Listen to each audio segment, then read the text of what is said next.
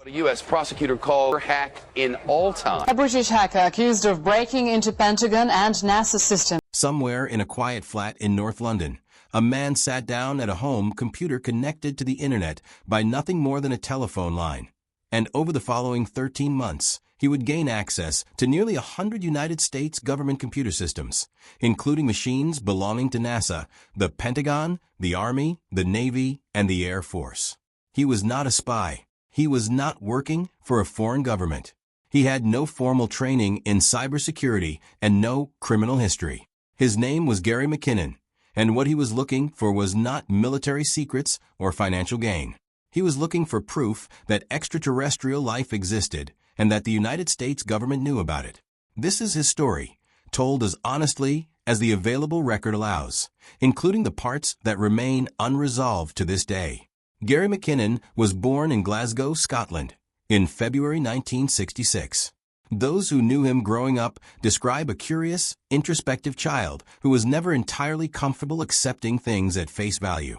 He gravitated toward computers early, at a time when home computing was still a novelty rather than a fixture of everyday life, and he built a career as a systems administrator, the kind of unglamorous but essential IT work that keeps offices running. He was, by most accounts, unremarkable in his professional life. Nothing in his resume suggested he would eventually be described by American prosecutors as the man behind the most damaging military computer intrusion in history. What set McKinnon apart was not his day job, but what occupied him outside of it. For years before he ever touched a government server, he had immersed himself in the world of ufology, books, documentaries, and the testimony of self-described whistleblowers who claimed to have witnessed evidence of alien contact that had been hidden from the public. He became convinced that somewhere within the vast digital archives of NASA and the U.S. military, there existed proof of this cover-up. Not rumors, not grainy photographs of dubious origin, but original, unprocessed evidence sitting on servers that had never been meant for public release. He didn't think of what he was about to do as a crime. He thought of it as an act of public service, uncovering a truth he believed the world deserved to know.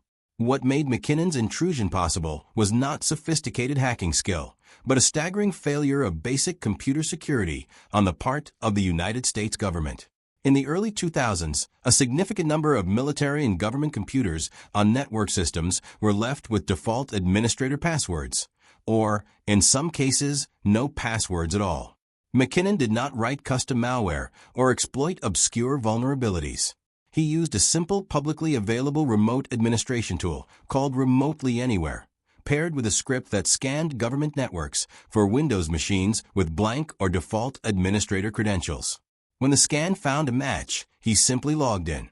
Between February 2001 and March 2002, McKinnon accessed approximately 97 U.S. government computers.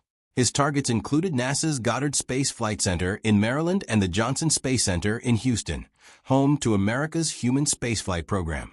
He moved through networks belonging to the U.S. Army, Navy, and Air Force, as well as systems tied to the Department of Defense. He worked alone, using the online handle Solo, and he did this all from a home internet connection, dialing in during quiet hours when he was less likely to be noticed. The scale of the intrusion, once investigators reconstructed it, was staggering enough that American prosecutors would later call it the biggest military computer hack of all time. The financial cost of the breach, including incident response, forensic investigation, and the security overhauls it forced across multiple agencies, was estimated at more than $700,000. Some of the damage went beyond dollars and cents. In the tense weeks following the September 11th attacks, when U.S. military and intelligence networks were operating under the highest alert levels in a generation, McKinnon's continued intrusions triggered the shutdown of the U.S. Army's Military District of Washington network, as administrators scrambled to determine whether they were looking at a national security threat or something else entirely. McKinnon has always maintained that his intentions were narrow and specific. He was not interested in troop movements, weapon systems, or classified operations. He wanted evidence of unidentified flying objects, of a secret space program built on reverse-engineered alien technology, and of suppressed clean energy systems that he believed were being hidden to protect the profits of the oil industry. He spent his sessions inside these compromised systems, methodically browsing directories and file names, looking for anything unusual. According to his own account, he found two things that would come to define his public legacy. The first was a folder of what appeared to be raw, unedited image files on a NASA server, seemingly not yet processed for public release. He describes opening one and seeing a large, cigar-shaped object in orbit, smooth-surfaced, without visible engines, thrusters, solar panels, or any of the markings typically found on known spacecraft. Before he could examine it further or save a copy, his dial-up connection dropped, and he was never able to locate the image again. The second claim involves a document he says he came across on a Department of Defense system, something resembling a spreadsheet or personnel log. The heading, he claims, referred to non-terrestrial officers, listing names and designations that did not correspond to any conventional branch of the U.S. military he recognized. The same document, he says, referenced transfers between vessels whose names did not appear in any public naval or aerospace registry. As with the image, his access ended before he could read the full document or preserve any part of it. These two claims, the cigar-shaped craft and the non-terrestrial officer's document, have circulated in UFO research circles for more than 2 decades. They are, in large part, the reason Gary McKinnon's name is known well beyond the world of cybersecurity. Here is where the story requires a clear-eyed pause. Gary McKinnon did not download, screenshot, print, or in any verifiable way preserve either of the pieces of evidence he describes. When American investigators conducted their forensic reconstruction of his activity, a process that was thorough given the scale of the intrusion, they found extensive logs of unauthorized access, records of what systems he entered and when, but no evidence that he had exfiltrated or retained any classified material related to unidentified aerial phenomena or extraterrestrial technology. U.S. authorities stated this directly during the legal proceedings that followed his arrest.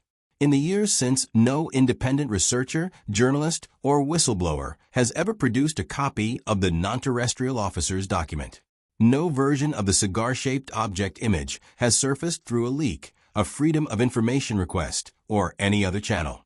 No government agency, American or otherwise, has acknowledged that either document exists. Every claim traces back to a single source: Gary McKinnon's own memory of what he saw during brief, high-pressure sessions on a connection that could and did fail without warning. This does not necessarily mean McKinnon invented what he describes. It also does not mean he saw what he believes he saw. The conditions under which the alleged discoveries were made, rapid unauthorized access, intense psychological pressure, a real risk of disconnection or discovery at any moment, are not conditions that lend themselves to careful, reliable observation. A folder of raw NASA imagery could contain a wide range of material unrelated to extraterrestrial spacecraft.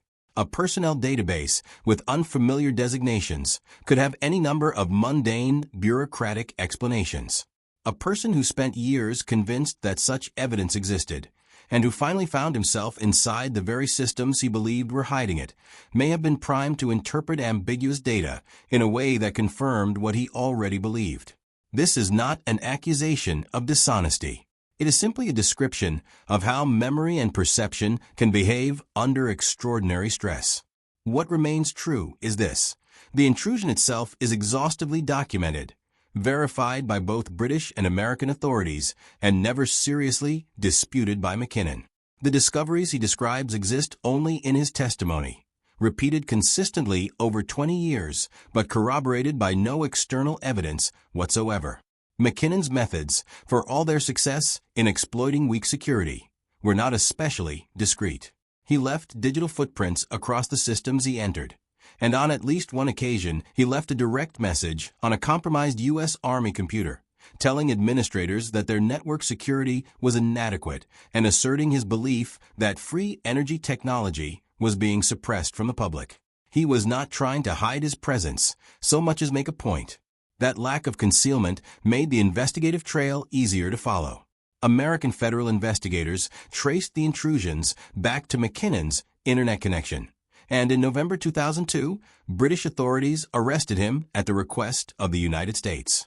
What followed was the filing of a sweeping set of federal charges in the U.S., primarily counts of computer fraud, that carried a combined maximum sentence of somewhere between 60 and 70 years in an American federal prison.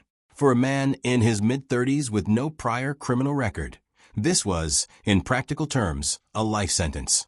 The United States formally requested McKinnon's extradition, setting off one of the longest and most closely watched extradition battles in the history of U.K. legal relations.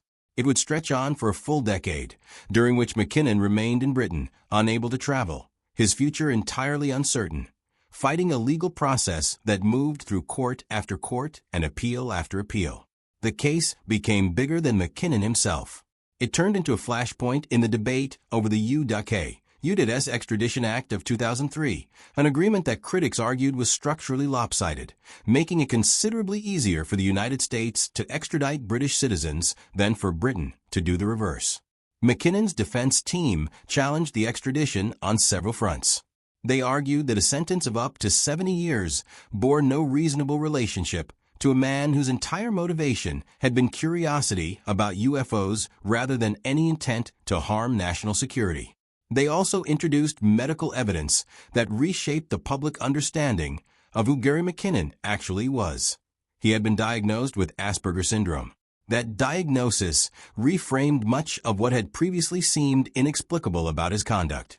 The years-long single-minded fixation on UFO research, the repeated returns to the same compromise systems, well past the point where a more risk-averse person would have stopped. The note left openly criticizing military security, rather than any attempt at concealment, all took on new context. His legal team and his supporters argued that extradition to the American prison system would pose a serious risk to his mental health and potentially to his life. His mother, Janice Sharp, became one of the most visible and persistent voices in the case. She was not a lawyer or a politician, simply a mother determined not to watch her son disappear into a foreign prison system for a crime rooted, in her view, in an earnest if misguided search for the truth. For a decade, she lobbied members of Parliament, gave interview after interview, and kept the human dimension of the case in the public eye even as it moved through endless rounds of legal and diplomatic maneuvering. Public sympathy for McKinnon in Britain remained broad and durable throughout, making the case politically difficult for any government inclined to simply hand him over. On October 16, 2012, the case reached its conclusion. British Home Secretary Theresa May stood before Parliament and announced that Gary McKinnon would not be extradited to the United States. Her decision rested on two grounds: medical evidence indicating a real and serious risk that extradition could lead McKinnon to take his own life, and the broader protections available under the UK's human rights framework, which she concluded made proceeding with extradition legally untenable. After a decade of appeals, parliamentary debate, and diplomatic friction between two allied nations, it was over. The Crown Prosecution Service subsequently reviewed whether McKinnon should face prosecution in the UK instead, and concluded that doing so was not in the public interest. Gary McKinnon, the man American prosecutors had called responsible for the most damaging military computer intrusion ever recorded, was never convicted of a crime in any court, in any country. Step back from the courtroom filings and the parliamentary statements, and what remains is a story that splits cleanly into two separate narratives, only one of which can actually be verified. The first is documented beyond dispute. A self-taught systems administrator with no government clearance and no criminal background exploited catastrophic security failures to access 97 U.S. government computer systems over 13 months, using nothing more than a home internet connection and freely available software. He caused hundreds of thousands of dollars in damage, disrupted military networks during one of the most sensitive periods in recent American history, was identified and arrested, faced the prospect of spending the rest of his life in an American prison, and ultimately fought the case for a decade and won. Every element of that account is supported by court records, government statements, and independent reporting. The second story exists only within Gary McKinnon's own testimony. A raw NASA image of an unidentified cigar-shaped craft, and a Department of Defense document referencing non-terrestrial officers. These claims have been repeated, discussed, and debated across UFO research communities for more than 20 years. And in all that time, not a single photograph, document, or independent witness has ever emerged to support either claim. Gary McKinnon has never recanted or significantly altered his account. Decades